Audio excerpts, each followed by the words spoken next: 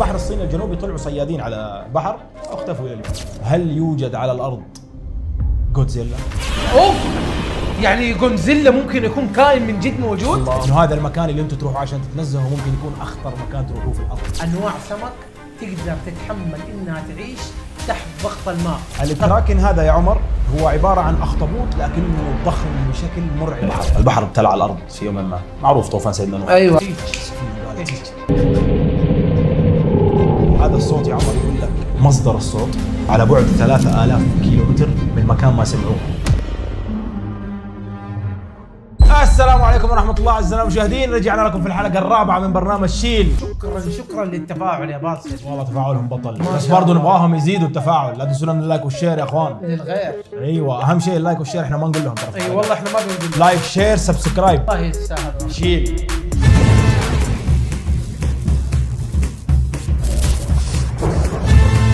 اليوم عن ايش حلقتنا تتكلم يا باسل؟ اليوم يا عمر حنتكلم عن موضوع يعتقد الناس كلهم انه هو منتزه وترفيه وبسيط وجميل وحق سباحه وحركات، لكن يجهلوا شيء مره كبير، انه هذا المكان اللي انتم تروحوا عشان تتنزهوا ممكن يكون اخطر مكان تروحوه في الارض. اليوم حنتكلم عن المكان الاكثر غموضا في العالم، المكان اللي 95% من العلم ما وصل له لسه، يا الله، وهم الناس تروح تفلها فيه. انا سمعت انه 80% وصلوا له الى الان. 95% مجهول. اوه. البحار والمحيطات واعماق المحيطات. حنكشف لكم اسرار وحنقول لكم بعض المعلومات، بس لا تخافوا من البحر، ترى البحر اللي عندنا ترى غير يعني. ايوه حنخش لكم دحين في المعلومات يا جماعه، ركزوا معانا. وترى في الفقره الاخيره راح يكون في لهجه نتكلم فيها بشكل جدا مختلف. يلا نخش. ايوه شيل. هي اطربني. الناس تروح البحر عشان تسبح وتستمتع وتنبسط، طبعا لازم نفرق بين البحر وبين المحيط. يا سلام. الناس اوقات يقولوا على المحيط بحر، وهذا غلط. البحر هو الشيء اللي تسيطر عليه الحكومات. صحيح. يعني امن بشكل كبير جدا، حيكون امن خاصه المناطق المخصصه للسباحه، فالناس لا تخاف. الدول هنا تكون مراقبه الموضوع هذا وعندها احصائيات عن كل انواع الاسماك اللي موجوده وعن اعماق البحر والبحر بشكل عام هذا ما يشكل خطوره. صحيح. اكبر بحر في العالم هو البحر الابيض المتوسط. صحيح. مساحته 3 مليون كيلومتر مربع. عمقه يصل الى 1492 متر. ترى رقم مره ضخم.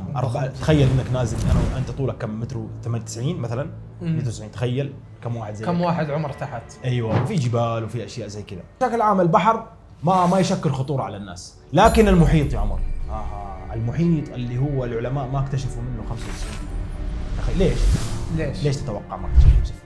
لانه مره صعب، واحس انه في اشياء مره كثير. اعمق نقطه وصلوا لها مارينا اللي هي 11000 كيلومتر. صحيح. ما يقدروا يروحوا ابعد من كذا، مع انه في ابعد من كذا، في كثير. صحيح. في صحيح. كثير ابعد من كذا. اصغر محيط في العالم يا عمر موجود مساحته 14 مليون كيلومتر. اوف. اصغر محيط. تفتكر معلومه اكبر بحر؟ البحر الميت. بحر متوسط. الماء متوسط. يا سلام، 3 مليون كيلومتر، هذا اكبر بحر. اصغر محيط 14 مليون كيلومتر. لكن اكبر محيط في العالم اللي هو المحيط الهادي، اللي هو راعي البقعات في الارض. مساحته تعرف كم يا عمر؟ كم؟ 155 مليون كيلومتر. اوف. والمحيطات تشكل 360 مليون كيلومتر من مساحه الارض. طبعا هذه معروفه. يعني دقيقه، البحر اكثر من اليابسه. اكثر، البحر 80% 70%. اوه. في بحر يا عمر اسمه بحر قزوين. قزوين كذا تحس اسم مغربي. البحر يصير فيه مشاكل زي المحيط، لكن المحيط طبعا مشاكله اكثر. في بحر قزوين يا عمر، إذا ناس ماشيين في البحر وفالينه وقاعدين ما يسبحوا وينقزوا، ولا شويه يمر من جنبهم قارب. القارب هذا كان اصلا ضايع ولقوه القارب زي ما هو نظيف، ما فيه ولا بني ادم. يا الله. هذه في بحر قزوين، بقعات حق المحيط هذيك تخوف. بحر الصين الجنوبي يطلعوا صيادين سمك عاد عشان يصيدوا، تعرف كل ما غمقوا اكثر يطلع لهم انواع اكثر، وهم يعرفوا مثلا زي الطيور، زي الكل. في الموسم هذا في سمك نوع هنا معين، نوع هنا معين. ففي بحر الصين الجنوبي طلعوا صيادين على البحر واختفوا الى اليوم. فينهم؟ اختفوا خلاص. جابوا لنا كورونا. اختفوا. لا اختفوا الى الان. في المحيط الهادي خرج الصوت اللي كل الناس تعرفه وظهر، وحنسمعوا الناس نحطه سوى صوت بلوم، يسموه صوت بلوم.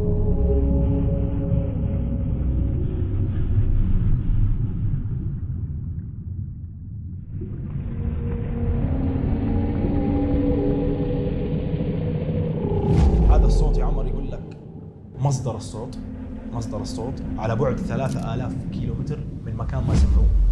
فهل تتخيل من هو المخلوق الذي طلع هذا الصوت؟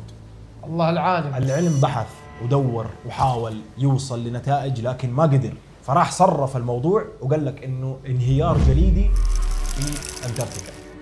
فسبب زي كذا. لكن اللي يعرفوا الاشياء دي انه انتاركتيكا بشكل شبه يومي يصير فيها انهيارات جليديه، والصوت هذا اول مره يطلع. هو طلع مره واحده بس وما تكرر الصوت هذا. فيقال انه هذا صوت مخلوق عملاق جدا، وحنجيها في المعلومات القادمه ان شاء الله. ححاول اقرب لهم من هو هذا المخلوق. اوكي. يعني هو فعليا زي كذا. اوكي. اليوم راح اتكلم معاك عن اغرب واغمض مكان في العالم. المكان هذا اللي سبب ضجه الناس مره كثير. المكان هذا اسمه خندق مارينا. خندق مارينا هذا المكان اللي يبلغ عمقه 11,000 متر تحت الارض، يعني 11 كيلو متر. كيف راح اكتشفوا المكان هذا؟ كانت اول رحله استكشافيه في عام 1875. طلعت سفينه تبى تستكشف المكان هذا ورمت الحبال. الحبل جلس ينزل معاهم في ايام مره كثير، تقريبا نزل معاهم الحبل 8,000 متر. ما وصل، يعني هم نحطوا اثقال وقاعد ينزل بعدين راحوا طفشوا وخرجوا. فكانت هذه الرحله الاستكشافيه الاولى. الرحله الاستكشافيه الثانيه ارسلوا، كان عندهم معدات طبعا متطوره اكثر. كان الكلام هذا في عام 1950. رموا ووصل العمق معاهم الى 11,000 تحت الارض. وبعدين اكتشفوا وقتها انه وصلوا الينا القاع. لما وصلوا الينا القاع طلعوا طبعا معاهم معلومات وطلعوا معاهم قشوريات، لكن ما كانوا عارفين ايش هي. فسووا رحله استكشاف ثانيه، وكانت هذه هي الرحله العظيمه اللي اكتشفوا من خلالها انواع سمك تقدر تتحمل انها تعيش تحت ضغط الماء. طبعا المكان هذا ايش يسموه؟ المكان اللي مستحيل في يوم من الايام انه توصلوا اشعه الشمس. ايوه، اشعه الشمس لها حد. ايوه طبعا لها حد معين، لكن بعد كذا ما راح توصل. طبعا مهما خشيت في العمق ما راح توصلك اشعه الشمس. صحيح، احسنت. الاسماك اللي لقوها هناك ايش هي يا باسل؟ نفس السمك اللي احنا نشوفه ده، لكن اللهم شفاف. فصادوا منها سمكتين وحنطوها وما هم عارفين ايش يسووا. بعدين شكله الرجال وداها الطباخ وانقلع. طيب اكلها حلو اكلها. طبعا اخر مره استكشفوا المكان هذا كان في عام 2014. غواصه يابانيه. طبعا اليابان اول ما سمعوا عن اسطوره خندق مارينا قال لك لا يا حبيبي، احنا نروح نشيك بنفسنا. رسلوا غواصه هناك واستطاعت انها تنزل الينا العمق، لكن خافت الغواصه انها تنفجر. وطلعوا من هناك. يقول لك القبطان اللي كان يقود الرحله انه شاف كائن جدا غريب، عباره عن ثعبان او زي التنين، تعبان جدا ضخم وشكله شفاف ولونه ازرق. وبالمناسبه هذا سووا فيلم، اذا كانوا حابين اني اقول لهم ايش اسم الفيلم ممكن نحن نحط لقطات تقريبيه للصوره. أيوة اكيد أيوة نوصل لهم الفكره. يعني راح اوريك او ارسل لك اسم الفيلم. فيلم مره جميل صراحه، انا حبيت اني اتفرج، لكن خفت اني اتعمق في الموضوع ده لان انا اخاف. اي والله اخاف من البحر. والله حتى انا ما اخاف، انا ما احسبح، ما احب اسبح في البحر. انا اسبح في البحر لكن اخاف اوصل لمرحله. فهذه المعلومه اللي صراحه اللي لما بحثت عنها لقيت انه في اكثر من مكان في العالم في له خنادق تحت البحر وفي كهوف تحت البحر. لكن طبعا يا راجل في شلالات تحت البحر، في محيطات. هذه معلومه ترى قويه. البحر شيء مره عظيم. تخيل محيط تحته محيط. ايوه لا، وفي براكين. ايوه يعني في اشياء مره كثير تحت البحر، لكن برضو هذه المعلومات حنعرفها، ما نبغى نحرق على بعض. طيب يا عمر، نسمع عن جوال مفقود، نسمع عن بني ادم مفقود، لكن عمركم سمعتوا عن مدن مفقوده؟ لا. مدن باكملها فقدت، وبعضها قارات على فكره. البحر ابتلع الارض في يوم ما، معروف طوفان سيدنا نوح. ايوه اكيد صحيح. لكن احنا ما نتكلم عن طوفان سيدنا نوح، احنا نتكلم عن شيء قريب. في عام 2000 اكتشف العلم مدينه مفقوده، بس ما هي قديمه ترى المدينه. تقول انه اوف مثلا لها المليون سنه، لا ترى من 800 بعد الميلاد، يعني حلو. قبل 1200 سنه. قريب مره. ايوه، بدات تغرق قبل 1200 سنه، لكن قبل 1000 سنه تقريبا غمرت بالمياه بشكل كامل. اسمها هيراقليون او ثونيس على حدود مصر، هي في اسكندريه، قريبه من اسكندريه. لقوها يا عمر في عام 2000. المدينه كامله زي ما هي، فيها عواميد وتماثيل ومعابد واشياء زي ما هي، لقوها زي ما هي، مدينه كامله تحت البحر. هذه مدينه هيراقليون كانت هي اصلا ميناء لمصر في ذيك الايام على جهه الاسكندريه. لكن بعد فتره، بعيده تقريبا 80-70 كيلو عن الاسكندريه اخذت الاضواء من هذه المدينه، صارت هي الميناء الرئيسي لمصر. فوقتها بدأت الانهيارات تصير في المنطقة هذه، لأنه بدأت خلاص الاهتمام فيها ضعف والتربة حقتها ضعفت. فكان أي زلزال يصير أو أي موجات بحرية، يعني موجات بحرية من تحت قوية، كانت تغرق المدينة فعليا. فبدأت تغرق وجلسوا الناس جالسين فيها فترة. خلاص ودعت المونديالات. صارت تحت تتخيل انت جالس لا تخيل تشوف اهرام طايحه جوا. وفي عام 1968 يا عمر في شيء، انت عارف انه الطرقات الشوارع المدن، انت عارف مثلا خليني اديك مثال عشان تفهموني. انت لو ماشي في الصحراء ماشي في اي مكان ولقيت فجاه شارع في اسفلت وزي كذا، ايش حتقول؟ انه هذا من صنع الانسان، يستحيل انه يكون من صنع الطبيعه.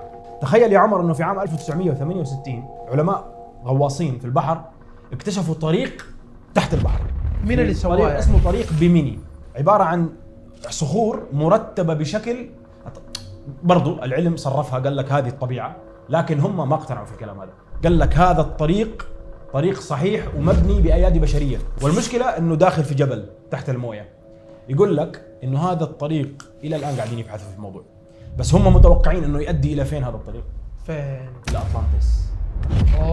المدينه الغارقه معروفه الاطلانتس، حنجيها في معلومه ثانيه. والعلم ينكر، يقول لك لا ما في اطلانتس ولا في هذا. العلم ليش؟ لانه العلم فعليا يعتمد على الدليل.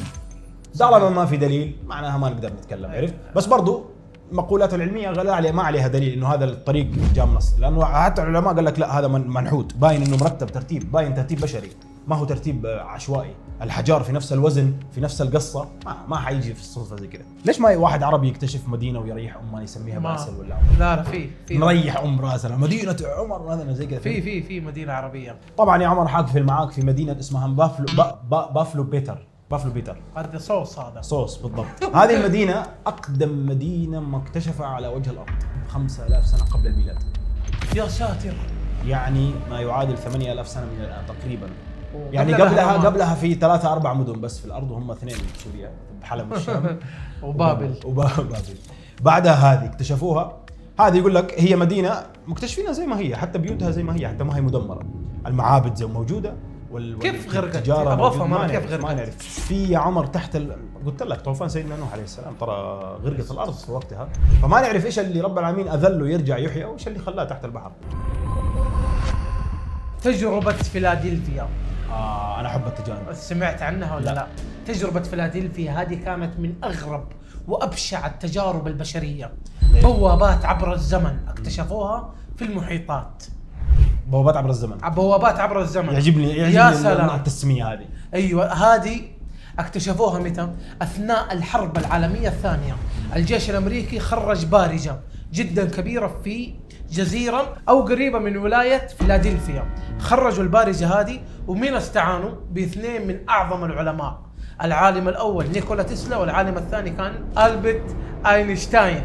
دمج العالمين هذول وكانوا بيسووا اختراع للبارجة السرية، كانوا بينقلوها من مكان إلى مكان آخر. بس أنت عارف وقت الحرب العالمية الثانية الدنيا كانت حرفيا كله مراقب كله. فخرجت البارجة هذه واستخدموا العالمين ذولي حاجة جديدة. إيش كانت عبارة عن إيش؟ راحوا عن المنطقة هذه كان فيها الجاذبية جدا عالية، فاستعانوا ب4 وحدات أساسية عشان يروحوا على بوابة عبر الزمن. القوة الأولى كانت قوة الجاذبية، القوة الثانية كانت القوة الكهرومغناطيسية، إن شاء الله قلتها صح. القوة الثالثة كانت القوة النووية القوية والقوة النووية الضعيفة. استعانوا بها ال4 أشياء هذه وسخروها في السفينة. إيش اللي صار؟ في خلال أول 10 دقائق كان في ضوء أخضر محيط بالبارجة هذه، كان محيط حوالينها لمدة 10 دقائق، فجأة اختفت. وين طلعت؟ ظهرت البارجة في جزيرة اسمها فيرجينيا، ظهرت لمدة 10 دقائق بالضوء الأخضر، بعدين رجعت اختفت وطلعت في فيلادلفيا. فين البشاعة اللي كانت في الموضوع؟ الجيش اللي كان موجود هنا ايش كان مدموج بنفس الحديد اللي في البارجة، يعني الناس كانوا اندمجوا مع الحديد، عرفت؟ والناس اللي كانوا بعيد عن الحديد لقوهم متشوهين، فتشوهوا ناس مرة كثير. يعني فجأة تلاقي وجه خارجة منه يد، يعني اغلب الناس كانوا متشوهين الا شخص واحد. الشخص هذا طبعا مسكوه في امريكا، قالوا انه هذا ادعى الجنون، وكتب كتاب. اختفى الادمي ده لمدة 2 سنين، وكتب كتاب عن كل الاحداث اللي واجهها في خلال 10 دقائق. الشخص هذا مباشرة اول ما اصدر الكتاب، الكتب هذه كلها انسحبت والشخص ده اختفى، ويقال الله اعلم انه انتحر. لكن ما نعرف هل ايش هو ايش شاف يعني بالاخر؟ هو كتب اغلب الاشياء اللي شافها، يعني كتب اشياء غريبه، ظواهر غريبه. صراحه انا ما قدرت اوصل لمعلومات شافيه وكافيه، بحكم انه امريكا مره قويه. سحبت المعلومات كلها واختفى الكتاب واختفى راعي الكتاب. لكن بالمقابل يا باسل هنا نعرف حاجه، انه قال لك بما انه نجحت التجربه الى حد ما، معناها هل بكره حيكون في سفر عبر الزمن ولا لا؟ عن طريق هذا المحيط. ما يسمى عبر الزمن، هذا يسمى النقل الآني. يعني انا مثلا هنا الان ابغى اروح مصر كذا بطاقه تلاقيني في مصر، بس في نفس الزمان، في نفس اليوم. ايوه. السفر عبر الزمن هذا مصطلح علمي، بس ما هو حقيقي، وانا ما اصدق فيه ولا اؤمن فيه نهائيا. ما في احد يقدر يروح قدام او يرجع لورا. طب هل تتوقع انه في يوم من الايام حيصير في نقل آلي عن طريق نقل آني؟ ممكن، نعم. هذا اللي صار في هذه التجربه اسمه النقل الآني. هم طلعوا البارجه من هنا لهنا بعدين رجعوها من هنا لهنا. صحيح. بس نفس الزمان، ما تغير الزمان. طيب ايش رايك في معلومه فيلادلفيا؟ والله حلوه يا عمر. وعلى فكره الهمتني نسوي حلقه ان شاء الله على التجارب. اي يبغى لنا والله. في تجارب كثيره زي كذا. ترى على فكره اغلب التجارب اللي ممكن تتخيلها في حياتك صارت في عهد هتلر. لا في ما بقول لك بعد ليش في بعد. عشان لا يحذف الفيديو. يلا ماشي. طيب يا عمر، بما اني وصلت للمعلومه رقم 3 حقتي، وانت عارف دائما احط اقوى شيء في المنتصف. انا احب خير الامور اوسطها. لا صحيح. كلنا نعرف انه في الالعاب في مخلوقات غريبه، صحيح، قد ضخمه وعملاقه، وقد يحط لك سمكه ضخمه وكذا وانت تستمتع معاها وتحبها وتعتقد انه هي ما هي موجوده، صح؟ صحيح. حاقول لك 5 أسامي لمخلوقات الناس كلها تعرفها ضمن الالعاب او الافلام، لها اثر في الواقع. يعني في اشياء اللي قاعدين نتفرجها في الافلام ترى موجوده في الحقيقه. نعم. اوكي. اخر واحد مو راح يفجعك، مو راح يفجعكم، تحدي. اول واحد معانا يا عمر الناس كلها تعرف اللي هو الكراكن. الكراكن هذا يا عمر هو عباره عن اخطبوط لكنه ضخم بشكل مرعب، لدرجه يقول لك بيد واحده من الايادي يقدر يقطع سفينه في النص. يعني هذا موجود شكله من جد؟ هذا الى الان ما لقطوه، الى الان ما شافوه في الواقع. لكن لما وصلوا لخندق مارينا اللي انت تكلمت عليه 11000 متر وغيرها من الاماكن العميقه جدا في البحر، لقوا حبار، سمكه حبار طولها 10 امتار. اعوذ بالله. الحبار احنا نصيد فيه سمك، انت عارف. اعوذ بالله. صح؟ حباره لقوها 10 متر طولها. فقالوا بما انه لقينا حباره طولها 10 متر فانا نعرف ايش في تحت. وصوت البلوم، تكي صوت البلوم اللي كلمتك عليه، ففي ظواهر تؤكد وجود هذه المخلوقات. لكن يقول لك الى الان ما لقطناها. العلم لا ينفي ولا يؤكد. اوكي. لكن هي احتمال انه هي موجوده، احتمال كبير، لكنها تعيش في اعماق المحيطات اللي تكلمنا عليها في اول حلقه، ضخمه وبعيده جدا ما تطلع للسطح. هذه مخلوقات عظيمه. هذا الكراكن. شوفوا احنا هنحط لهم طبعا فيديوهات وصور. طبعا اللي ما تعرفوه ترى انا وباسل ما نعرف ايش محضرين، فنقعد نفاجئ بعض. انا ما اعرف شكل الكراكن الا في افلام كرتون. المخلوق الثاني يا عمر اللي هو سمكه الميغالدون. هذه كيف شكلها؟ هتقول لي كيف شكلها؟ ما شفت فيلم ميغالدون؟ لا والله. فيلم جزئين يا راجل. انا ضعيف. هذه سمكه قرش منقرضه، يعني هي مؤكد انه كانت موجوده، لكن يقول لك هي انقرضت مره من زمان، لكن الان في ادله على وجودها، انه هي ما اختفت للابد. هي سمكه قرش يا عمر طولها 20 متر. سمكه قرش طولها 20 متر، تخيل انت معي. ايش تقدر تاكل هذه؟ ما ادري. بشر ولا شيء بالنسبه لنا، حقت اسنان البشر ولا شيء. ايوه لا هذه تقدر تعض قوارب وسفينه ضخمه. هذه السمكه ما لقطوها برضو، لكن لقوا بعض الحيوانات مأكوله بشكل يعني زي الحوت. لقوا حوت طوله 10 متر او 7 متر 8 متر مأكول من بطنه الحوت وطالع خلاص ميت منفي كذا. العضه اللي مأكول منها عضه واحده مشايل بطنه كلها. فقال لك اللي عض الحيوان هذا يا اما الميغالدون يا اما الحوت الازرق. والحوت الازرق ما يهجم على الحوت ضعيف زيه، لا ما هو ضعيف بالعكس، بس ما يهجم على حوت زيه. فيقول لك انه هذه من هجمات الميغالدون. وعلى فكره في فيلم اسمه ميغالدون جزئين يتكلم عن دي السمكه بالذات. هي قرش، سمكه قرش، وبخطوره سمكات القرش المعروفه يعني. طيب يا عمر المخلوق الثالث معانا كبار في البحر وفي اعماق البحار. تعرف الثعبان كيف ياكل فريسته؟ يفك فمه ايوه ويعض، بعدين لو كانت الفريسه اكبر منه يمدد فمه، صح؟ ايوه يمدد فمه. في مخلوق في البحر اسمه الجوليتان، ثعبان الجوليتان. والله تحس من اسمه كيوت. جوليتان ما هو كيوت لو شفته. هذا الجوليتان هو عباره عن ثعبان في البحر، ثعبان ضخم جدا يمتلك خصائص الفك الثعبان العادي اللي هو يقدر يمدد فمه للفريسه. حجمه مره ضخم، ما قدروا يحصوا حجمه، واصلا انهم ما لقطوا. احنا نعيد انه هذه المخلوقات اللي انا بقولها الان يا جماعه ما لها صور حقيقيه، ما هم قادرين يوصلوا لها لانه هي تعيش في اعماق البحار. يعني تخيلوا شكلها بالذكاء الاصطناعي مثلا، يرسموها، يشوفوا كائن صغير يقربوه عليه، فهمت؟ فهذا ياخذ خصائص الثعبان الطبيعي. فهو في المويه حتى يمسك سمكه القرش اللي قلنا عليها الميجالدون، ايوه يقدر يلف حولها وياكل. هذا اقوى من الميجالدون. ايوه هذا العمده، هي بالقوه، ترى انا قايل لك راكنه كذا، فهمت؟ اوكي. فتخيل انه هذا يقدر يلف على سمكه بحجم الحوت الازرق، يلف عليها ويعصرها وياكلها ويفك فمه حجمها. تخيل. اعوذ بالله يا اخي، ايش الانسان ده؟ ما هو انسان هذا، ايش مخلوق. المخلوق ده؟ يعني تشوف واحد تقول له يا ميجالدون، هذا ياكل كثير. ايوه هذه جوليتان، ثعبان الجوليتان اسمه. صحيح. طيب يا عمر، الرابع معانا ايش هو؟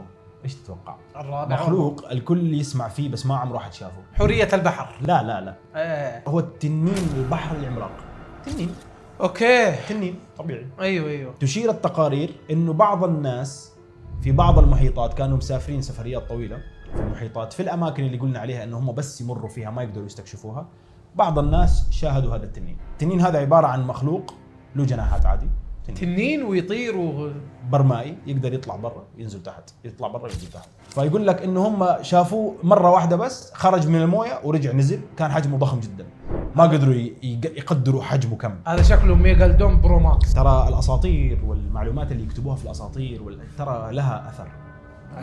المخلوقات دي اغلبها لها اثر. اي شيء يا عمر مذكور في المخلوقات العظيمه والغريبه اللي احنا ما نشوفها، ترى هذه لها اثر في الماضي. ايوه صحيح. ما نقدر ننكرها، نقول لك لا هذه اساطير، لا ما هي اساطير، هذه اشياء كانت موجوده، ما احد يقدر يخترع لك كائن بالدقه هذه اسطوره. صحيح. فهمت؟ فلها اثر دائما، خاصه في الصين. لو رجعت للثقافه الشعبيه الصينيه عندهم اشياء هناك يا لطيف. وترى على فكره، ترى البحر هو ليه يصير عظيم يا باسل؟ بسبب انه البحر قريب من الاراضي الثانيه. نعم، فهو بشكل عام الثعابين والتنانين البحريه ترى موجوده، وفي ناس شافوها الان في زماننا الحالي، شافوها وقال لك احنا شفناها، بس عاد مين هذا له عالم ولا شيء ولا عنده شهاده من امريكا عشان يوثقوا. هو مشكله التنين بشكل عام انه كان اسطوره صينيه. حنتكلم فيه، بس بشكل عام التنانين موجوده ترى. صحيح. في حيوان صغير كذا في البحر كذا، تنين، شكله تنين. بس كيوت هو كيوت يعني. ترى السلاحف يصنفوا من ضمن التنانين. وصلت معك يا عمر لاخر شيء، قل لي. الحماس. ويبقى السؤال، 95% من المحيطات مجهوله. صحيح. اعماق البحار ظلمه وسوداء وما حد يعرف عنها شيء. صحيح. مخلوقات بحجم الكراكن وبحجم الميجالدون. هل يوجد على الارض جودزيلا؟ طبعا اللي ما يعرف جودزيلا حنحط لك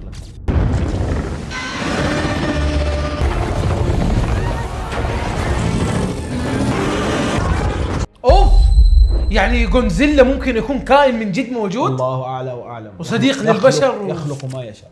ايوه. اعماق البحار يا عمر فيها اشياء 95% غير مكتشف.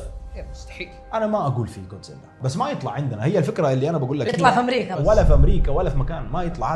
هذا لو كان موجود، شوف جودزيلا ولا المخلوقات العظيمه هذه الكبيره، لو كانت موجوده هي تبقى في مكانها تحت الارض، خلقت لسبب احنا ما نعرفه. هي ما هي موجوده الى الان، انا ما بقول لك موجوده، بس احتمال تكون موجوده، لانه زي صوت بلوم، الصوت مصدره بعده 3000 كيلومتر. يعني هم ما يعرفوا مين سواه، مين هذا اللي يقدر يطلع تصحيحا 5000. 5000 اي خذ زياده 2000 كيلو متر. 5000 5000 كيلو متر صوت بلوم يا عمر. ولقطوه في انت تعرف قوه 5000 كيلو متر صحيح. من هنا الين فين؟ الين المغرب. ابعد مره بعيد. ابعد 5000 كيلو متر يا رجل. مره تخيل انت تزعق صوت هنا يسمعوك في امريكا. اوف. فما حد يقدر يطلع صوت زي هذا الا مخلوقات بحجم جودزيلا. اكيد. فهذا قصدي، انه في ادله. العلم حتى ما ينكر، ترى هم يبحثوا، حتى لو لقوا ما حيقول لك، ما حيطلع يقول لك ترى في جودزيلا، ما حيفجعوا الناس ولا يخوفوا الناس. بس الفكره فين؟ دائما انا عندي وجهه نظر. مين هم اللي ما حيفجعوا الناس؟ العلماء ما يفجعوا الناس. بس انا حقول لك شغله، ترى هذه وجهه نظر. احتمال هم لما يصنعوا افلام ترى يوصلوا لك افكار. في هوليوود لما يصنعوا لك افلام عن دي المخلوقات ترى يوصلوا لك فكره ما تيجي من الهواء. اوكي. ترى هذا لعب من تحت لتحت. بالضبط. انا انصدمت في معلومه جودزيلا ده بصراحه. ايوه كيف؟ ويعني رعبتني. نفسي يكون في جودزيلا. لا اعوذ بالله، يقعد ياكل لنا برج مدري ايش. لا ما ياكل، المشكله يمر كذا بوف. كل ما تكلموا الناس عن اسرار المحيطات لازم يطرى موضوع معين. ايش هو؟ مثلث برمودا. صحيح. اللي يسموه كثير من الناس مثلث الشيطان او مثلث الشر ويقال الله اعلم انه عرش ابليس موجود هناك، ما نعرف. نعم صح. ما نعرف مين اللي راح عند ابليس، الله اعلم. صحيح. المثلث هذا بدوا يكتشفوه في عام 1950 ميلادي. اكتشفوا المثلث هذا لانه هو حرفيا رسمة مثلث موجود عند الولايات المتحدة الامريكية، في بعض القارات موجود هناك، وحرفيا يعني رسمته كمثلث حقيقي. المثلث هذا يا باسل اختفت فيه طيارات، اختفت فيه رحلات، في غموض، في اصوات غريبة. يقول لك اقرب خندق قريب من المثلث برمودا زي مارينا اعمق شيء زي ما ذكرت لك. أيوة. لكن هذا عمقه 30,000 قدم و100، يعني كم متر القدم؟ اقل من مارينا. لكن مثلث برمودا اول ما اكتشفوه يقول لك في سفينه اسمها سفينه ماري سايلس. السفينه هذه كان في قبطان السفينه ومعاه عائلته، ولده وبنته وزوجته، وكانوا بينقلوا خمور. واللي كتب المعلومه حقت الخمور هذا تحس انه خربان، كاتب انه 1701 جالون من الكحول كان بينقلوا. فجأة اختفت السفينة وظهرت بعد فترة جدا طويلة السفينة زي ما هي، ما خرب فيها ولا شيء، لكن اللهم انه الطاقم ما هو موجود. فبدأت المشاكل اللي تصير حوالين مثلث برمودا جدا كثير، حتى في رحلات طيران اختفت هناك، وفي اشياء مرة كثير اختفت، واي احد يسوي رحلة استكشافية برضه بيختفي. صحيح. لمرحلة انه حتى هم بيرسلوا كاميرات، يعني تعرف اللي طيارة من غير طيارة تتشوش وبعدين تختفي، ما يعرف وين بتروح. برضه سمعت نظريه يقول لك انه هي بوابات زمنيه. والله العالم، انت توك تقول ما تعترف بالبوابات الزمنيه. انا ما اعترف ببوابات النقل الزمني. ما اعرف والله، حتى انا ما اعترف بالنقل الزمني. نقل الآني يعتبر؟ ما اعرف، الله اعلم. نقل لاراضي اخرى يعني زي كذا. انت بتخش موضوع ثاني ترى. ايوه هي كذا النظريه. انت هتوجع الناس ترى والله. الله اعلم. ترى جايينكم في حلقه من الحلقات حنتكلم في موضوع زي كذا، ما ادري ممكن نتبلك. لا كثيرين تكلموا فيه عادي. فمثلث برمودا هذا كل الناس تكلمت عنه، وخصوصا اوقات الحروب، وكثير كانوا ينفوا ناس هناك وبعدين الناس دي اختفوا. الين ما جاء يوم من الايام طلع باحث علمي لورانس ديفيد كوش. هذا طلع قال لهم بس تعالوا يا امريكا، انتوا كل ما جيتوا سويتوا بقعه، جيتوا قلتوا لنا راحت في مثلث برمودا وراحت في مثلث برمودا. فنزل مقاله وجلس يسوي بحث جدا عظيم وجدا عميق يتكلم فيه عن مثلث برمودا. بعدين بعد ما طلع بالمقاله هذه وقال لهم مثلث برمودا مجرد كذبه. واكبر دليل زادهم انه في مثلثين زي مثلث برمودا اللي يتعامل بالقوه الكهرومغناطيسيه، طلع لهم مثلثين وارسل لهم الاحداثيات وقال لهم هذه فيها نفس الخصائص حقت مثلث برمودا. ايش معنى انتم قاعدين تتكلموا عن المثلث هذا اللي قريب منكم وتخفوا فيه الزبائن؟ ايوه. فمعناها اغلب الطيارات واغلب الرحلات كان فيها اشخاص سياسيين واختفوا. من بعد ما الشخص هذا طلع المقاله، طبعا من اكتشاف مثلث برمودا تقريبا ب30 سنه ما صار في اي حادثه تتكلم عن مثلث برمودا. فتتوقع لورانس كشف الكذبه ولا مثلث برمودا حقيقي ولا والله انا شوف، انا ما اصدق موضوع انه في بقعه معينه في مثلث برمودا جنب مدن، خاصه لو قلت لي في المحيط الهادي مثلا مكان ضخم وغير مكتشف اقول لك ممكن، بس جنب امريكا ولورانس هذا بريطانيا وامريكا اصلا من زمانهم في دير. أيوة يعني صحيح. تعرف وفي زي ما قلت انت مثلثين غيرها. أيوة. وعلى فكره صارت بقعات في المثلثات الثانيه. ايوه بس ما ذكروها. بس ما ذكروها. ايش معنى مثلث برمودا؟ فطلع مثلث برمودا على حسب البحث خدعة. انه مجرد خدعه، لكن في يوتيوبر عربي راح مثلث برمودا والله جو حطاب. ما مات جو حطاب لا راح ورجع عادي والله لا. يعني لورانس الشيخ ابو لورانس طلع صادق. صادق. الله يعطيه العافيه. فهذه معلومه مثلث برمودا طلعت مجرد كذبه. احسنت. بكم تشتري الكذبه؟ المعلومه انا اشتري الكذبه ب 110 ريال. 110 نعم والله تستاهل. عشان امريكا نقص ال10. شيل. وصلنا معكم لسؤال الحلقه يا جماعه، والسؤال يقول: ما هو اعمق خندق في العالم في البحر؟ السؤال جاوبنا عليه، اديناكم الجواب يا اخوان في المعلومات اللي ذكرناها مرتين، ذكرناها مو مره واحده. الان يا عمر وصلت لك المعلومه الرابعه حقتي اللي هي نقطه نيمو. نيمو هذا مو السمكه؟ لا نقطه نيمو يا عمر هذه النقطه اصلا ما وصلوا لها الا من جديد، بس هم وصلوا لها اصلا في الحاسوب. اوكي. نقطة نيمو هي صايرة بين مثلث متوازي الأضلاع، يعني المسافة بين الجزر جزيرة دوسي، جزيرة موتونوي، جزيرة ماهر كده اسمها. ماهر. أيوة، ماهر. خوينا. أيوة. اوكي. جنوب المحيط الهادي. أقرب جزيرة من هذه النقاط يا عمر، من هذه الجزر على نقطة نيمو تبعد 2688 كيلو متر. يقال إنه لو كنت أنت هناك، لا قدر الله لو كنت هناك لأنه حنودعك، بس لو كنت هناك أقرب شخص إليك هو رائد الفضاء اللي جالس في محطة الفضاء الدولية. يا الله. لانه اقرب نقطه عليك قلت لك تبعد 2688 كيلو. طبعا هذه النقطه ما يوصلوا لها لانه ما يحتاجوها، وهي من النقاط اللي على فكره مجهوله العلم، ما يعرف عنها كثير اشياء. نقطه نيمو هذه يا عمر يقول لك حتى الكائنات الحيه ما هي موجوده. فينها؟ ما هي موجوده لانه هناك ما في حياه، يعني ما الحياه هناك ما تخدمهم، ما في اكل شرب، الاشياء دي حقتهم ما هي موجوده. تخيل يشرب مويه بحر. ما في شرب وجود مويه، ما في اكل. تعتبر هذه النقطة يا عمر نقطة غير نشطة في الحياة، ما فيها حياة كثيرة، لأنه ما فيها مغذيات اللي تكون موجودة هناك. طبعا هل في ناس وصلوا هناك ولا ما وصلوا هناك؟ أنا ما أعرف. هم ما جابوها يعني، ما لا. في أشخاص راحوا اكتشفوا؟ لا ما في ناس راحوا اكتشفوا. يمروا كانوا من جنبها في بعض الحالات، بس مو من جنبها قريبة، يعني مسافة بعيدة، اللي هم الرحلات البحرية الطويلة. أيوة. يمروا كانوا من هذيك المناطق، فهم يستخدموها كمقبرة، يرموا فيها الأشياء الكبيرة اللي ما يبغوها، يطلعوها في الجو ويرموها في نقطة نيمو، لأنه هذه النقطة ما حد حيوصل لها أصلاً، ونقطة غير مأهولة ولا فيها طيب فين مكانها؟ فين موقعها؟ في جنوب المحيط الهادي، قلت لك بين 3 جزر. أوكي. صايرة تمام. بعيدة. وعلى فكرة هذه نقطة نيمو في عام 1997 هي اللي منها صدر صوت بلوب.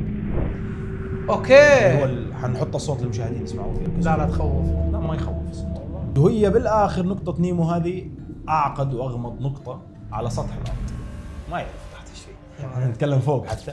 هي تعتبر لانه مره منعزله 2700 كيلو متر وما في حولك يابسه، كيف حتروح؟ فهمت؟ فصعبه جدا، عشان كذا هي تعتبر منطقه معزوله وما حد يقدر يروحها، ولا تروحوها انتم يا اخوان، شوفوها على النت لو قدرتوا وبس. شكرا يا حليله، كنت فاتح جوجل تكتب نقطه نيمو، والله حلوه، حتلاقي معلومات جميله. لا تشوف لا حلوه، ما فيها شيء مرعب، ما في اي شيء. مويه مجرد ماء، وفي له راسيه حمراء، شفت الراسيه هذه تودي على اهل ولا ما حد يقدر تودي احد.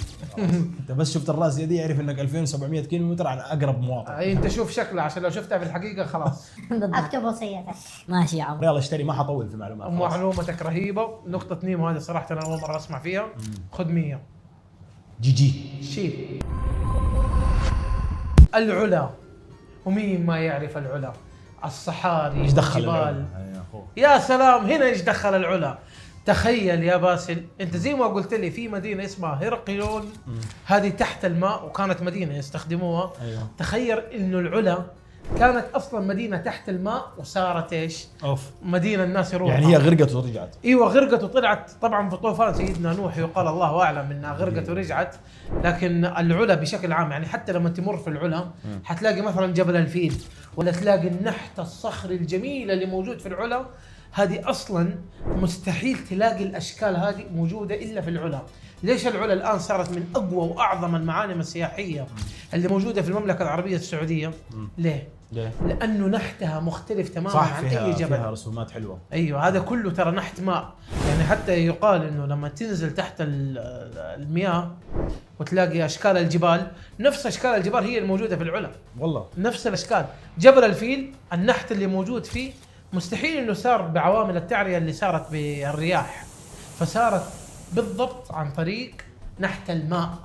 فالعلا من المدن العظيمه في المملكه العربيه السعوديه اللي موجوده الان وموجود عليها توجه سياحي قوي. ليش؟ من ضمن الاسباب هذه، ومن ضمنها برضو مدائن صالح، مملكه دادان، وممالك جدا كبيره وحضارات صحيح. عظيمه موجوده في العلا. يا اخي سبحان الله، تخيل كذا مدينه تظهر وهي كانت في البحر.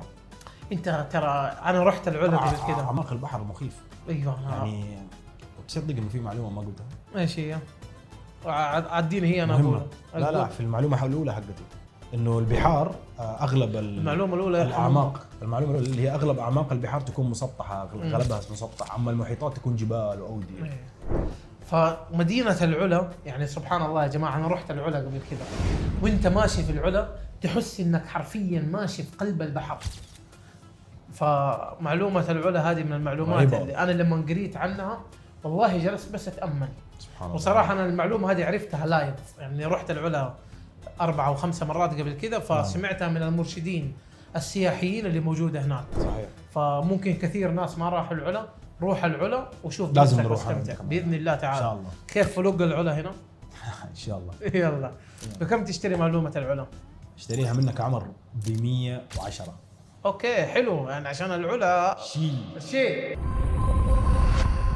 وصلنا معكم الان يا جماعه لفقره اللهجات. اوه واللهجه اليوم ايش رايك نتكلم عراقي؟ ايوه عراقي. ايش حقه يوبا؟ هذا كويتي ترى. والله؟ ايوه. طيب هم كلهم اخواني ان شاء الله. طبعا يا اخوان احنا ما احنا متمكنين، انا والله مره ما والله اعرف عراقيه ترى. طبعا والله يا جماعه لما بنسوي اللهجات احنا حبا فيكم. اي والله يعني. بنحاول ايش نسوي شيء فني يعني نتكلم يعني ما هو استهزاء لا قدر الله او شيء، احد ياخذها بالمنظور هذا. حبدا بسم الله معك يا عمر. يلا. يقول يا معود تعرف شنو؟ كويتي لا. مين منا ما يعرف الدولفين يا عمر؟ الدلفين اكيد اعرفه. ايش بيك يا ولد ايش بيك؟ إيش مو- بيك مو يا كذا ولد؟ مو كذا يتكلم. إيه. تعرف انا دخلت معاي الكويتي مع الديري مع العراقي. احكي حجي احكي. شنو هاي يا يبا؟ شنو هاي يا يبا؟ شو اللي شنو هاي؟ هاي شنو؟ هو هاي شنو هاي؟ يا ابن حرام تكلم ايش اللي شنو؟ فصلت معاي اللهجه. اسكت اسكت، انا بقول لك اسكت. اني هسه بقول لك معلومات عن الدولفين هواي ما يعرفوها من الناس. هوايه. احكي حجي احكي. عيني تعرف انه الدولفين ما هو كائن لطيف زي ما الكل يخابر ويعتقد. الله اكبر. واني هسه بقول لك بعض المعلومات بكشف حقيقه صادمه عن الدولفين. الدولفين اللي يسبح في الماي، هاي شنو الماي؟ المتوحش هذا يبا. الدولفين هاي يا عمر اسنانه سكاكين بارزه من فمه. اعوذ بالله. الدولفين هاي ممكن بلحظه هيك يقلب عليك. اعوذ. يجي هيك السفينه قالت هيك. لولا السفينة.